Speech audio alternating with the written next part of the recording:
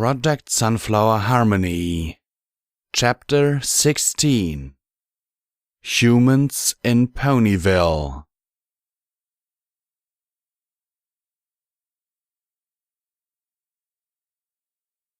The Goddess. Once again the humans attempted to open a gateway, and once again the goddess allowed it. Into the world her people had once called paradise came more machines, tearing into the soil and buzzing through the air of her former home. This she also allowed. A single creature made its way through the gateway, crammed full of precious information.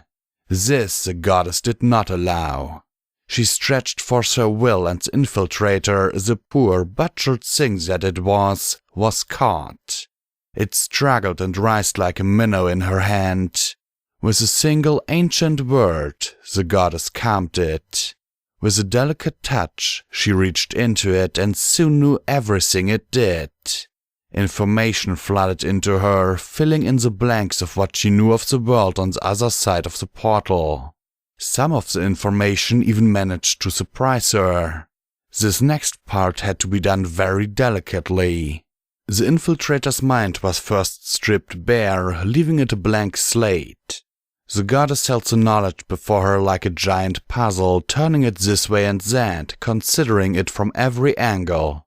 And then she began to make changes. Everything provided by that so-called queen was removed and set aside. The caretaker would find no allies on the world known to the ponies as Aquas. He wouldn't know that Aquas even existed. Then she began to remove other information as well, with all the care and precision of a surgeon. When she was done, the goddess had two collections of pure information. The larger of the two she put aside for the moment. The smaller one was returned to the mind of the infiltrator, where it expanded to fill the empty space. And then the goddess began to speak more words of magic, invoking what little power she still had at her command, filling in the blank spaces in the information with carefully crafted half-truth and outright lies.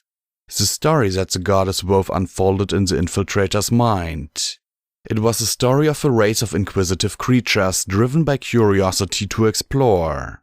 Gone was any mention of humanity's pony allies, as well as most of the information regarding their military capabilities.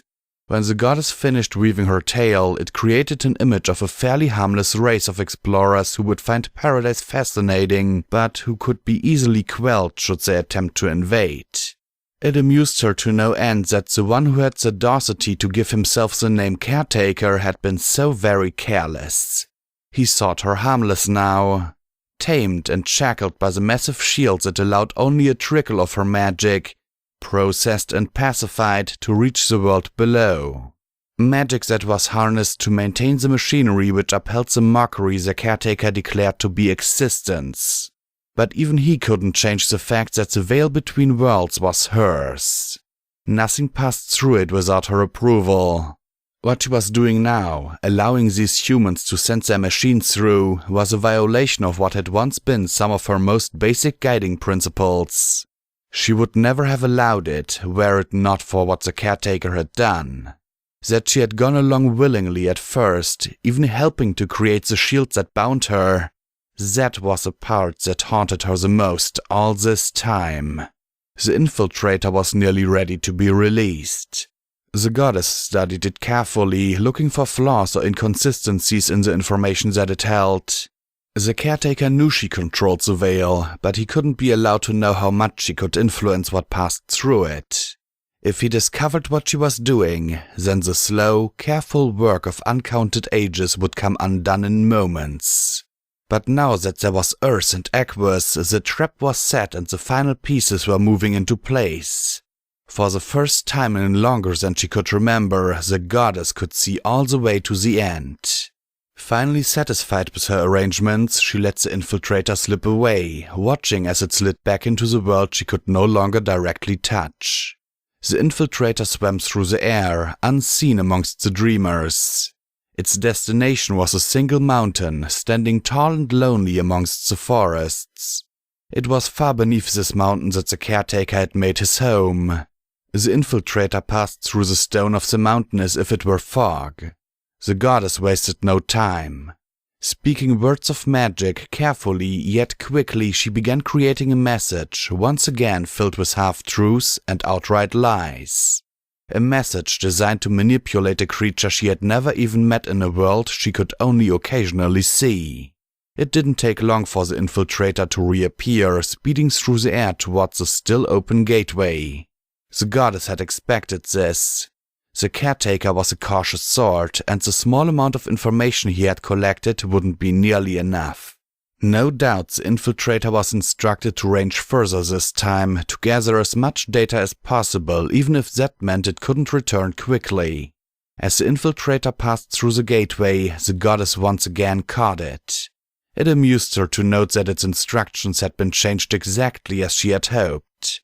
The caretaker wouldn't be expecting his butchered abomination back anytime soon, which was all to the best. He would never see the infiltrator again. She worked quickly, uncertain of how much longer the humans would leave the gateway open. The infiltrator's mission parameters were changed, and the goddess's message was implanted carefully. It now had only one purpose. Hers.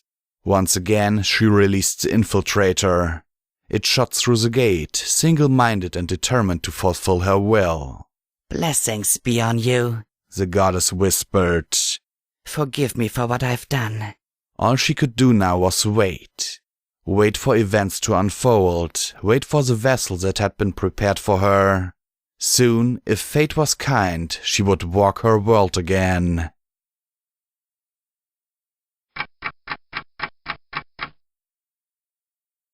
Twilight.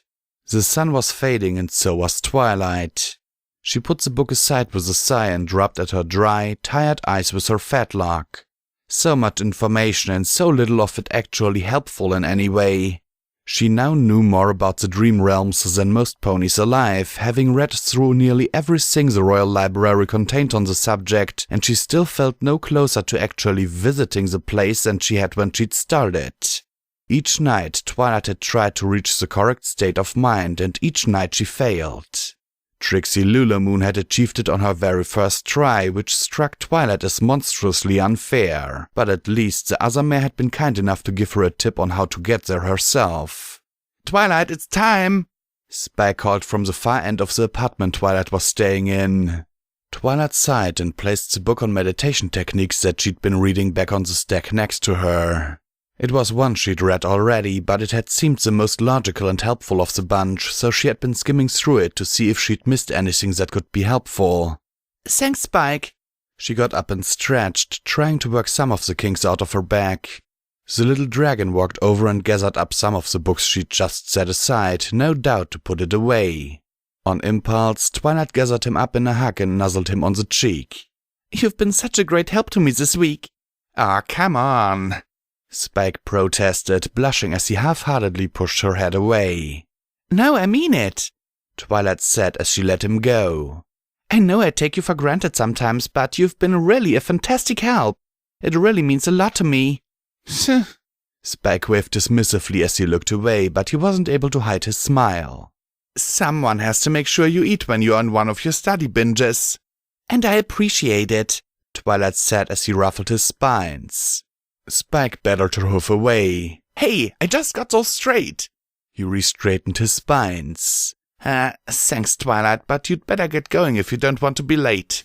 "You're right. See you later, Spike." Twilight gave him another quick hug before walking out the door. The chamber where the potential Dream Guard were meeting was a quick trot away. Twilight arrived and took her usual place on a cushion that was somewhat secluded from the others. Several of the candidates were already there, chatting amongst themselves. A quick glance showed her that Trixie wasn't there, which was a pity. Twilight had been hoping to get a few last-minute pointers from the mare before trying again tonight. A few minutes after the last of the candidates had settled, Princess Luna entered. She swept gracefully through the room and settled onto a divan. Folding her wings across her sides, the princess looked around the room and smiled. "Begin," she said. Twilight took a deep breath, then slowly let it out. It was time to try again, but she wasn't too optimistic. Having musicians in the room hadn't worked, and the incense had made her sneeze. Exercise before meditation had just made her sweaty and uncomfortable. Twilight had tried everything that both she and Luna could think of before Trixie had suggested multiplication tables. Twilight decided that it was worth a try, even if it seemed counterintuitive. She worked her way quickly through the single digits, then began multiplying double digits together. After a few times, she lost herself in the process, running almost on automatic. The numbers, beautiful and perfect and wonderfully predictable, danced in her head. She reached the point where she was multiplying triple digits against double digits when some pony talking nearby shook her out of her relaxed state of mind. Twilight opened her eyes to scold whoever it was. The first thing she saw was Princess Luna. She was talking softly to Trixie and a tiny mare that she recognized as another DreamGuard candidate. The very next thing she noticed was that each of them seemed to be hovering in a featureless gray void that stretched out to infinity. Princess? Twilight said tentatively, getting the attention of all three of the others. The tiny mare looked away shyly while Trixie gaped at her incredulously. Princess Luna, however, simply smiled warmly. Twilight, I'm so glad you finally made it. I did? It had been a goal fraught with mounting frustration for over a week. To have made it so unexpectedly, Twilight couldn't believe it at first. But a quick check around the featureless void she found herself in was enough to tell her that her environment matched all descriptions she'd read of the threshold. I did! Relief flooded her only to be quickly displaced by joy. She turned to Trixie, who was still gaping at her. Oh, Trixie, thank you! I never would have made it if it hadn't been for your advice! The resultant extremely loud and unexpected scream from the other mare jolted Twilight out of the mental state she'd finally managed to achieve. She blinked, disoriented at finding herself still sitting on her cushion. What the heck was that about? She muttered to herself.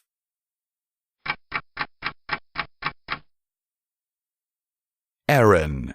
The Sunday sun had just crested the eastern horizon when the specially commissioned train pulled into Ponyville. Almost no pony in town was awake yet, which suited Erin just fine. She took a moment to straighten her yellow sundress before going back to shifting nervously from hoof to hoof. When the doors finally opened, she let out a little involuntary yelp of excitement. The first person out of the passenger car was an older man, probably in his late 50s. His bald head gleamed in the early sunlight and he had a scruffy gray beard on his narrow face. He honestly looked a slightly villainous, but when he broke into an impish smile, Erin began to relax.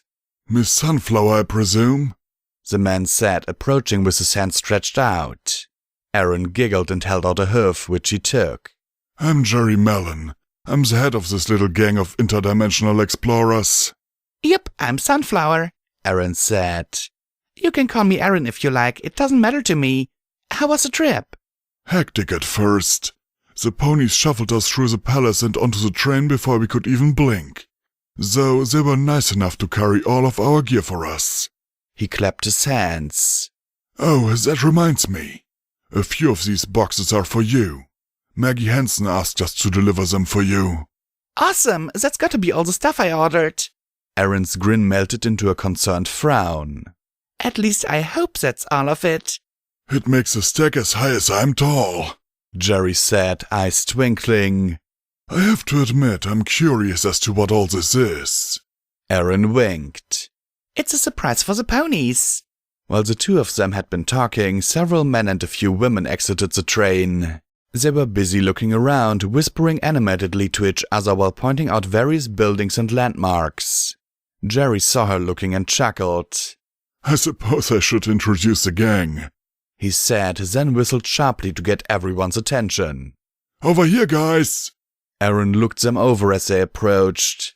For the most part, they looked to be late 20s to early 30s, though a couple of them ranged into their 40s or older.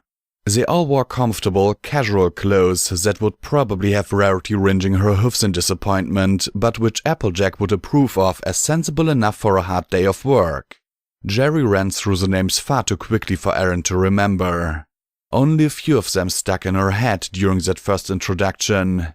There were two men named Rob, who were introduced as Rob 1 and Rob 2. Of the three women, one had the unusual name of Tandy. The last name Erin remembered from the flurry of introductions was a man who looked to be a few years older than she was. Lucas Vasquez had short black hair, meltingly dark brown eyes, and a confident grin that had Erin's own smile turning a little goofy before she noticed what she was doing and clamped down on it. There was no way she was going to remember all of the names. Fortunately, they were all wearing name tags, so she shouldn't be too lost. Which raised an interesting question. So, why the name tags? Erin asked, pointing to the one Jerry was wearing. Jerry adjusted his tag and gave it a little buff with the collar of his shirt. Before we came over, we were given this big speech about how we are all representatives of humanity and all that. We're supposed to be nice, friendly and approachable. We are also supposed to be on our best behavior. He looked at the group of assembled humanity out of the corner of his eye. Isn't that right, gang? The group responded with reasonably eager assertions that it was, in fact, the case. Well, that's good, Erin said. If she were to be honest, it was something she'd been a little concerned about. So, I think we should get you guys settled then, huh? Sounds good, Jerry replied with a nod. He turned to the group of humans and began issuing orders. Soon enough, all of their gear and luggage was brought out and stacked onto the carts that had also been brought along. It was quite the parade that Erin led through town.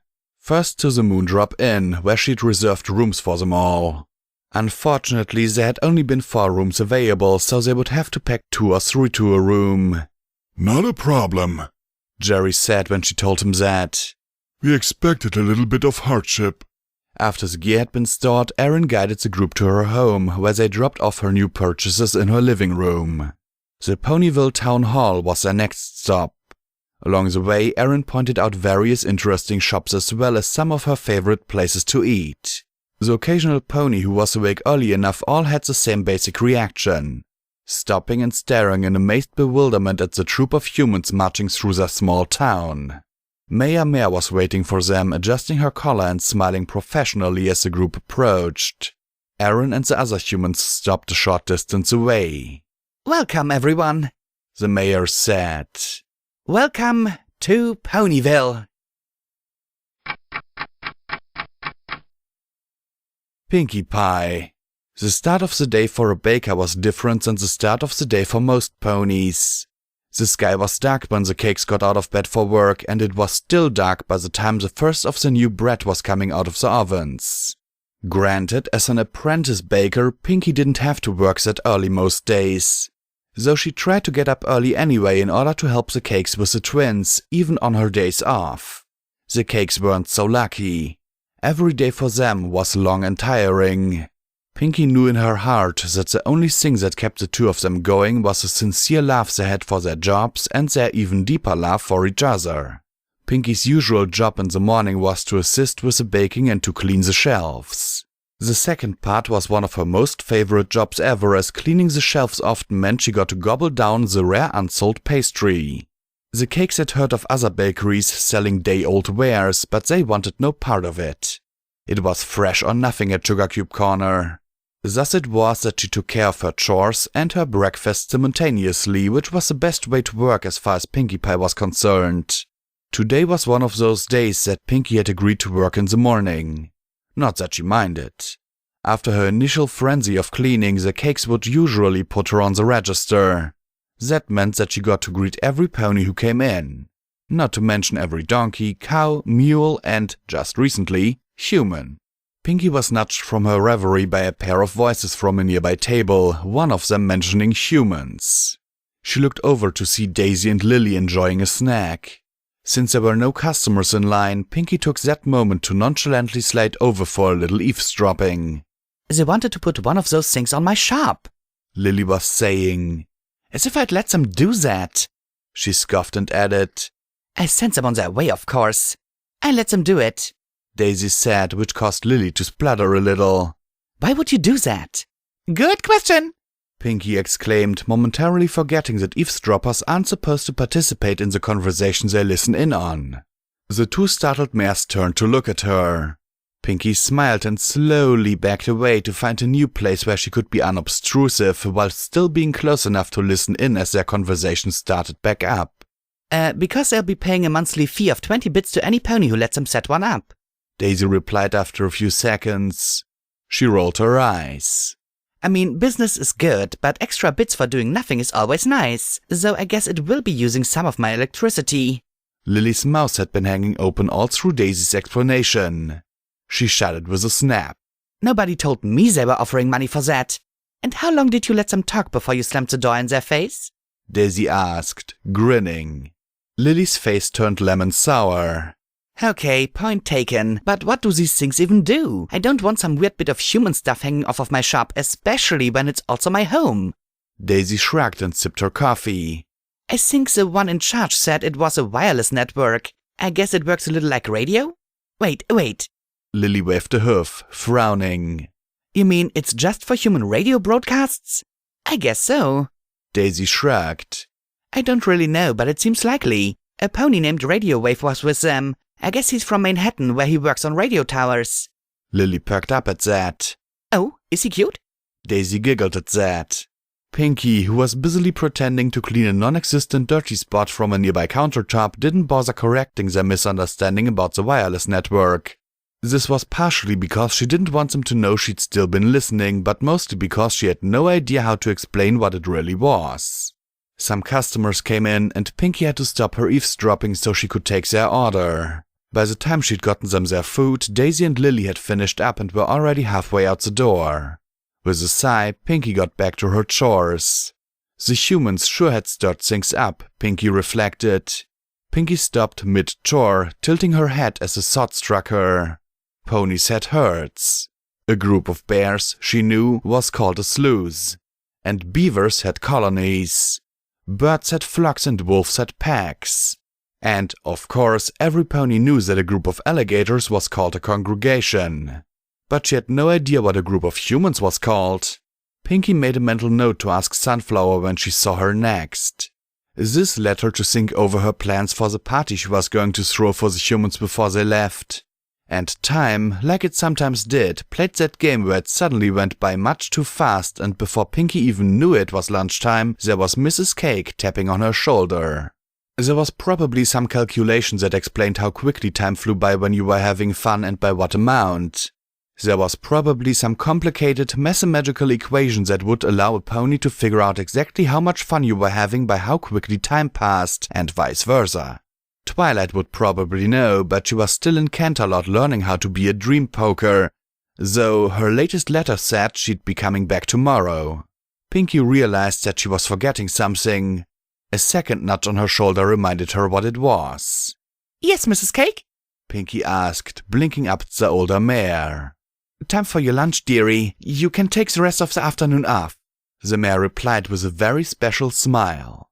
It was one that most ponies had, a smile that showed how much you cared for the pony you were talking to.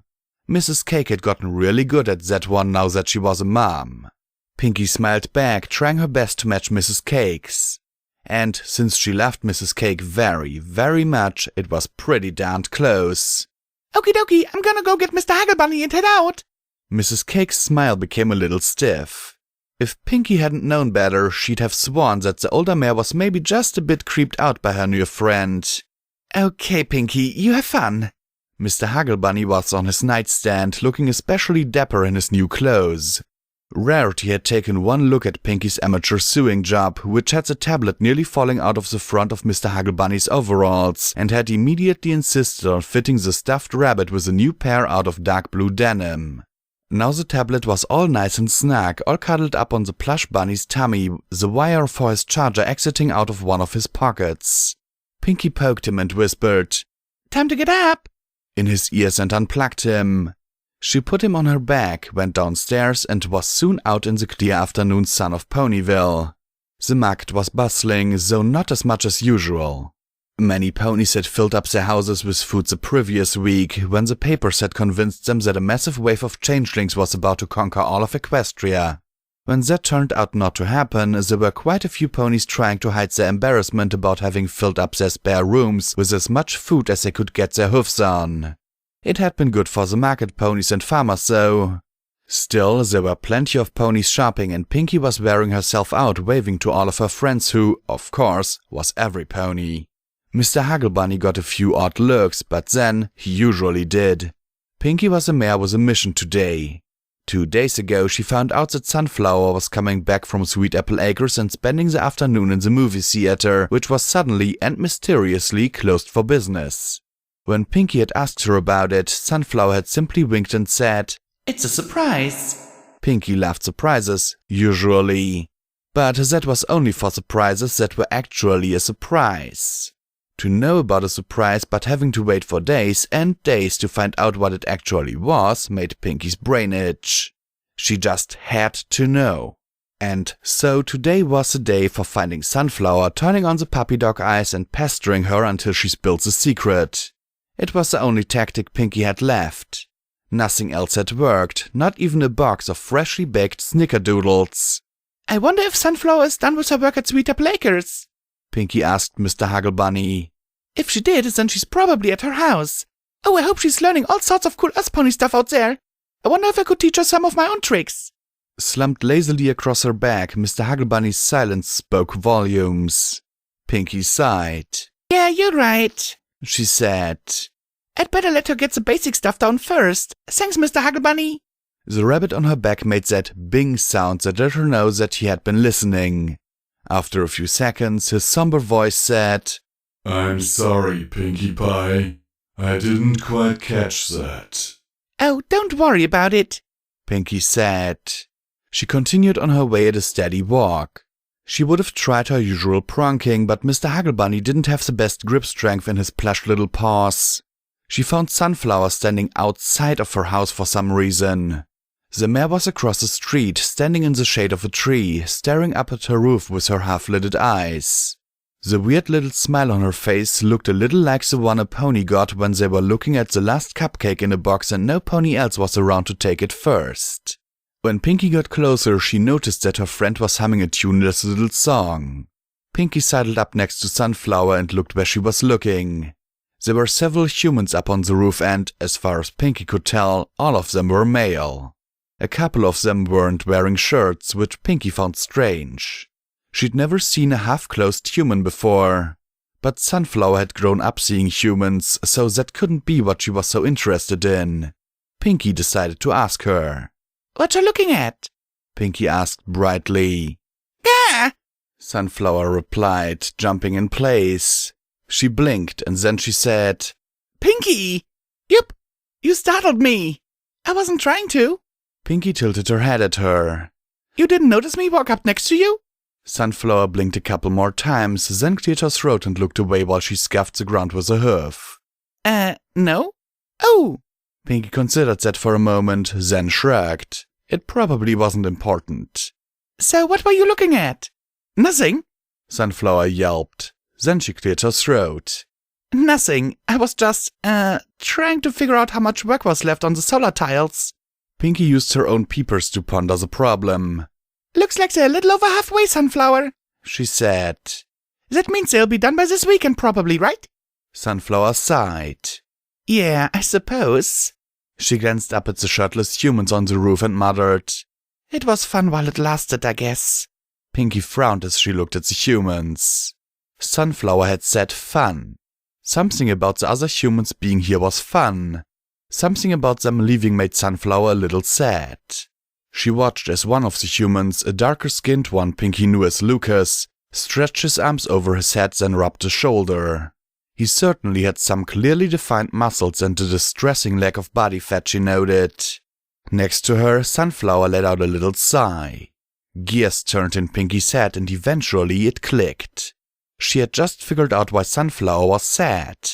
Oh, why couldn't she have figured it out before? On impulse, she hugged her friend, who turned to her with a confused expression. "I know what's bothering you," Pinky said.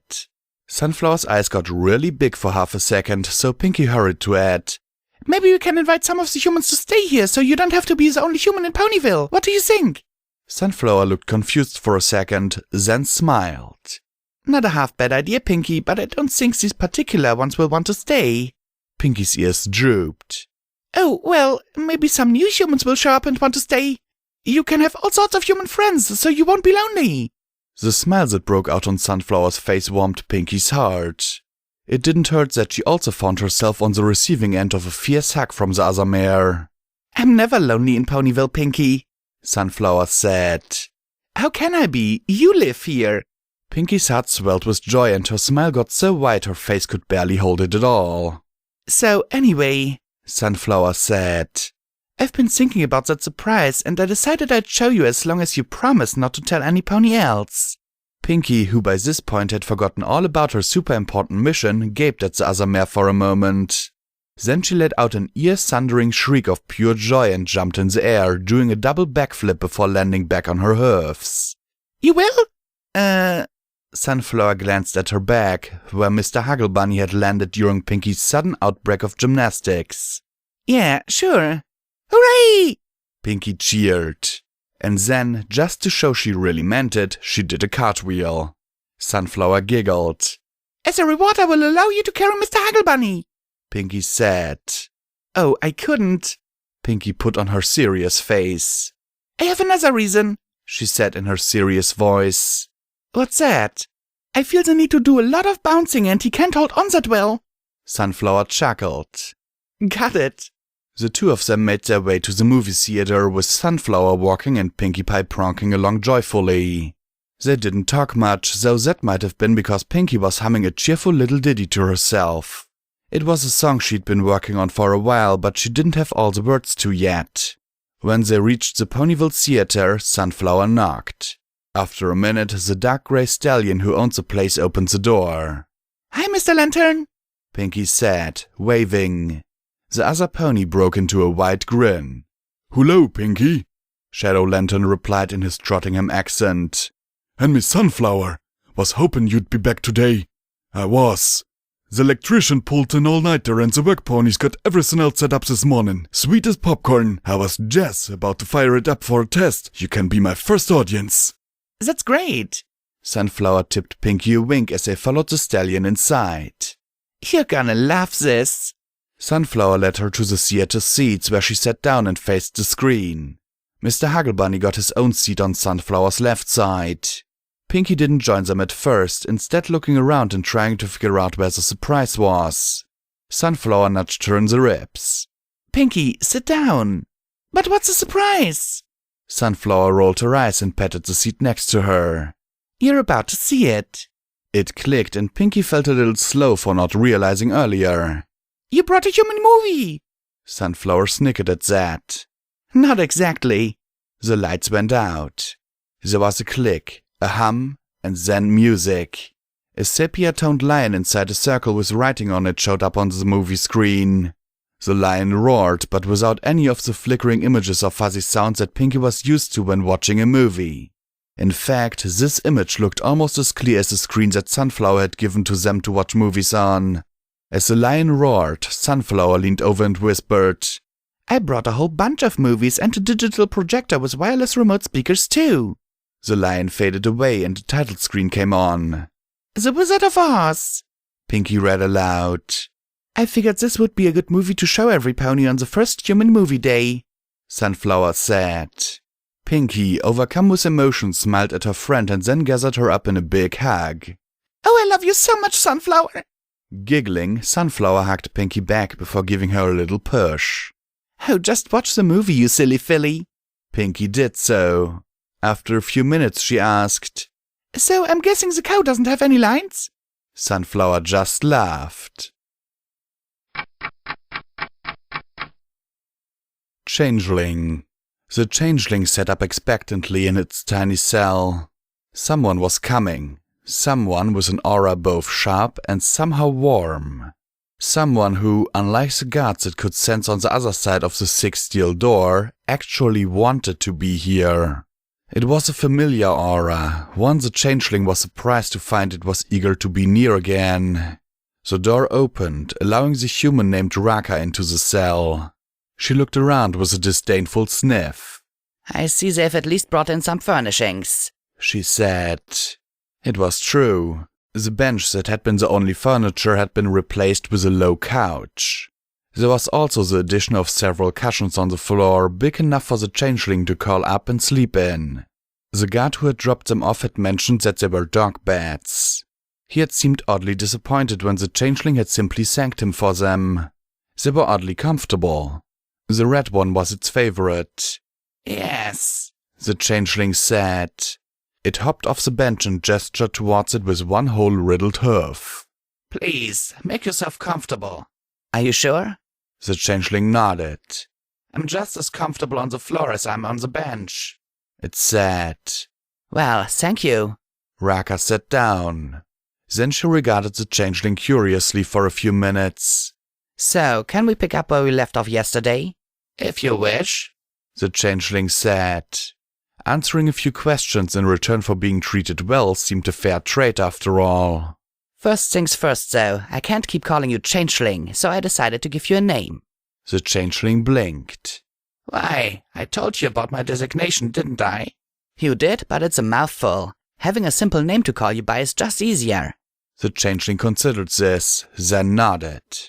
I have no objections. If anything, I'm curious as to what you would name me. Well, I have a few ideas. My first one is Riddle. Riddle, The changeling repeated. interesting choice. Why? Well, I'm trying to figure out more about you. Raka smiled and spread her hands out before her in a gesture that the changeling recognized as a shrug. It seemed appropriate, I guess. Riddle, The changeling repeated. It thought about it for a long moment. I find this acceptable. I'm Riddle. Raka snorted and shot him a bemused smile. Don't you want to hear my other choices? Riddle shook its head. No need. I like Riddle. It smiled. Besides, I think I like it better than Puzzle or Conundrum, and those seem to be obvious second choices. Warm laughter filled the room, and Riddle felt something completely unexpected from the human. A burst of warmth, a trickle of affection. It had been days since Riddle had last fed on any kind of laugh, and in its surprise, it almost missed its chance. The warm light from the human was small and nowhere near sufficient to sate its hunger, but it was still very welcome. Riddle realized that there was now a chance for survival. Somehow, this Raka cared for it, even if just a little bit, without it being disguised as some pony else. Optimism wasn't a very familiar concept to changelings, but Riddle was finding the experience enjoyable. So, what else do you want to know? Riddle asked. We were going to discuss the various levels of changelings in the hive yesterday, Raka said as she flipped through a notebook. You mentioned something about changelings being able to go up levels? Except for workers, yes. Riddle replied. Soldiers, like myself, can be, well, promoted, I guess. For each promotion, the changeling will be fed an overabundance of love nectar, which will allow them to grow larger, stronger, and smarter. When one reaches the rank of captain, part of the change is that they may choose a gender and even reproduce. So, you're currently asexual? Raka asked as she scribbled in her notebook. Yes, Riddle said. Though I was speculating towards female, should I ever make it that far. It grimaced. I won't have that option now. I will be a soldier for the rest of my life. Oh, never say never, Raka replied absent-mindedly, still taking notes. Riddle blinked at her, waiting for her to catch up and ask another question. Why female? Raka asked eventually. Most soldiers are inclined towards females, Came Riddle's prompt reply. Since none but generals, nymphs, and Chrysalis herself can produce soldiers, captains and higher are needed to maintain a supply of worker drones. That can be more easily accomplished with a large number of females. Raka grimaced at that. When Riddle had explained about the workers, she'd shown some distaste towards the idea of an entire class of changelings, smaller and weaker than the others and barely sapient, whose only duty was to do the dirty work of the hive. Such a structured life, when even your breeding is so regulated, Raka said. I'm frankly amazed that you are so willingly giving us so much information. Doesn't it bother you that we might be able to use this information against your queen? Not my queen any longer, Riddle said. Should she ever find my mind again, she will crush it. She has to know that I won't be subject to her will over here, and since I'm captured, well, she doesn't have the same option as she does for other changeling prisoners. Which is? Misinformation, Riddle said. Ordinarily, you can do whatever you like to a changeling prisoner. You can beat them, abuse them, any torture at all, and yet they'll only tell you exactly what Chrysalis wants. It's a wonderful way to spread lies amongst the enemy, and the Queen has never been one to turn down an advantage. Raka frowned at Riddle and then at her notebook. How can I trust what you're telling me now, then? The gate is closed. I'm not being controlled by Chrysalis right now. That doesn't mean you're automatically telling the truth. Raka pointed out. Riddle considered this for a long moment, then shrugged. I guess you have no way of knowing. I may be lying right now, though I have no reason to do so. For all you know, everything out of my mouth has been a lie. Suspicion grew in the human, tainting the room with a sour, acidic tang. So why should I believe you're telling the truth? I have no reason not to, and my survival depends on your goodwill. Riddle replied with a shrug. I've been telling you the truth this whole time. After all, the Queen isn't in my head, forcing my mouth shut while you burn me and pluck out my eyes, allowing me to speak only when my torturers are convinced I'm thoroughly broken and thus accepting the lies she feeds me as the absolute truth. Nausea replaced the suspiciousness that clouded the air between Raka and Riddle. You say that as if it's happened before, she said. Oh, it has. To another soldier of the generation before mine who was disguised as a merchant's guard pony and captured by a band of griffin bandits. The information Chrysalis gave them prompted them to move their territory several miles further south, which shifted trade routes as merchants moved to avoid their new territory, thus bringing those merchants closer to our hive, which made it much easier for our soldiers to replace them. Riddle shrugged. Naturally, other changeling disguised as guards showed up to disperse the bandits before they could follow through on their plans of eating the prisoner. Our disguises fail when we die. It would have ruined the plan. Well, at least they rescued it. Raka muttered. Riddle tilted its head. Rescue? No, of course not. What use is a crippled soldier that will never recover? Outrage joined the nausea that filled the room, tainting the air in reds and oranges. They killed it, Raka said. Riddle shrugged. You've asked before why I don't feel what you call loyalty for the Queen. I think I know why now, Raka said, looking away. Riddle looked at her, considering how much further these emotions could be pushed. Sympathy often led to affection, it knew, but too much horror might drive Raka away, and humans were an unknown quantity. Do you know how many changelings died when we tried to take Canterlot? Riddle asked eventually. Raka blinked and her brows lowered before she replied. Her confusion tinged the air. No, I don't. Neither do I. Neither did Chrysalis. We're all replaceable to her, so she never bothered counting. She just ordered her generals and daughters to begin producing replacements. Her defeat was far more important than our deaths, which was an inconvenience, but hardly tragic. All I know was how empty the hive felt, and so many wounded. Those unable to recover were no longer useful, of course, so the number of wounded dropped off quite rapidly. Raka looked away. Riddle watched silently, paying close attention to the emotions she was emitting. Finally, the human cleared her throat. I think I have enough for now. Riddle nodded. It waited a few seconds while Raka turned and walked towards the door. Just before she knocked, it called out. Raka? Raka raised her hand to knock, turned and looked back. Yes? Thank you for my new name, Riddle replied. I like it very much. Raka offered up a wavering smile, then rapped on the metal door. After she'd left, Riddle curled up in its red doggy bed, nose to tail and considering the future. Raka would no doubt process all of what had been said. On her return, she would be so full of sympathy that she would almost subconsciously begin emitting more affection. Perhaps even enough to sustain Riddle for the foreseeable future. Chrysalis.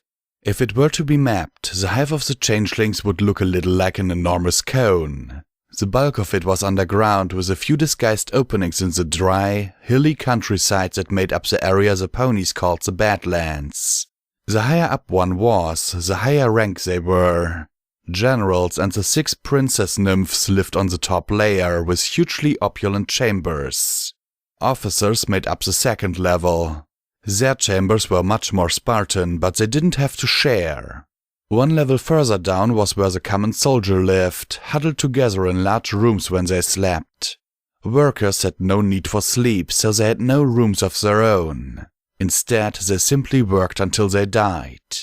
Various chambers were below the soldiers, some for growing the fungi that made up the bulk of the changelings' physical diet and others for the prisoners that fed them emotionally. Further down were the hatcheries, as well as a large room for storage and for training. There was even a library, one that rivaled the Royal Library in Canterlot. It was in this library that Chrysalis found herself. She had an ancient tome suspended in her magical field, opened to a particular page. The header of the page read, "The Last Prophecy of Queen Morphia," and it contained a prophecy that was over 1,000 years old. It had come to Queen Morphia in a vision during Nightmare Moon's first attempt at bringing an eternal night. The old queen had been planning her next move, now that Equestria was short one princess. Then the fit came over her and she had dropped to the ground, limbs quaking and jittering as she shrieked out this prophecy. Queen Chrysalis read the words once again, though she'd long since memorized them. To a world unknown, a single deceiver journeys. Cast into the uncharted land, an alliance forged. Capture control of the sun and moon. Canterlot broken, cast down from the mountain. The changelings shall rise, the one true queen shall rule the changelings forevermore. This wasn't the first prophecy Queen Morphia had produced, but it was the one that had cost her the most physically. By the time she was done with the recitation, she was barely able to resist as her daughters devoured her. 3 days later, once the fighting between them had ended with the deaths of all but one nymph, the newly ascended Queen Ezreal had risen to the throne. Chrysalis snorted, a worried smile etching across her features. She had first encountered this prophecy while still a nymph herself, barely hatched and competing with her sisters for favor and advantage of the court of Queen Phantasm. From the moment she had first seen it, she had been determined to be the one true queen that the prophecy foretold. It was a misinterpretation of this prophecy that had led her to the ill-fated attempt to conquer Canterlot. A single deceiver had certainly meant a lone changeling. After planning for years, she had come to the conclusion that the world unknown meant Canterlot and uncharted land could mean marriage, for no queen of the Hive ever married. The alliance forged would then obviously mean her subjugated husband and whatever resources he would bring to her cause. Wishful thinking, she knew now. Still, when she had managed to bring down Celestia, she had taken that as proof that she had been right all along. But now she knew she had it right. Sending a single changeling to Earth had been something of a whim, prompted solely by the first 2 lines of the prophecy. After her disappointing attempt to conquer Equestria, she hadn't expected very much from her new single deceiver. But now an alliance was on the horizon. An alliance with a creature of unknown power. Chrysalis eyed the soldier that stood unmoving next to her. With Chrysalis's own power suppressing the changeling's mind, the infiltrator had taken it over quite easily. Its movements were still somewhat awkward, but were improving at an impressive rate. The gift of the soldier was both an attempt to curry favor with her strange new allies and a means to facilitate communication. Already that gift was bearing fruit. The infiltrator was an expert in strange magics completely unknown to the changelings and had been teaching the changeling elite. The first spell it had shared had been a counter to the changeling detection spell the ponies were using. It made the changeling casting it so unremarkable, so unnoticeable, that it would most likely be ignored by even the most attentive guards. The applications of such spells were numerous, the implications staggering. Chrysalis held up the book near her right shoulder where the infiltrator could see it. Does this mean anything to you? The infiltrator glanced at the page. Yes, it said. This is part of a larger prophecy. It speaks of the liberation of our world. From the humans? Chrysalis asked. The infiltrator didn't answer. It did that sometimes. Chrysalis scowled. You promised assistance, correct? Correct. What is the rest of your prophecy? Chrysalis already had a quill and scroll held in her magic, and she wrote quickly as the infiltrator relayed the rest of the prophecy. Dreamers in the maelstrom, the chaos breaks the crystal chains. Magic flows, the mountain torn asunder. The lost are found, the deceiver grows powerful. A goddess will arise to break time's hold. Chrysalis's eyes gleamed with greed. A goddess? She repeated, then licked her lips. I like the sound of that. She eyed the infiltrator. Am I to be that goddess? The infiltrator took a moment to answer. It is a possible outcome. Chrysalis could dance with glee. This caretaker of yours, I assume he knows all this? Again, there was that moment of hesitation. The caretaker will serve the goddess when she walks the lands of paradise. Joyful laughter rebounded off the walls of the changeling's library. Chrysalis did dance then, spinning in a graceful circle. I'm to be a goddess of 2 worlds, she cried as she came to a halt. 3 if I can bring the humans in line. Wouldn't that be wonderful? The infiltrator didn't answer. This time, Chrysalis didn't notice the silence, caught up as she was in her dreams. Eventually, she calmed. Now was the time for planning. She made her way to the Queen's council chamber, sending a mental command to summon her daughters and her generals as she did so. Their communication could take place over any distance. Chrysalis still preferred to be face-to-face with those under her direct command. She liked to see them obeying her. They were all there by the time she arrived. Dozens of glowing azure eyes turned to her as she swept her way to her throne. My children, Chrysalis intoned. We have plans to make. A time of great change is upon us, one that will see the changeling race changed forever. She turned to the infiltrator. What are your thoughts on how to begin? The infiltrator didn't respond for a few seconds. When its answer finally came, every changeling in the room heard it. First, you must capture those who can control the sun and moon.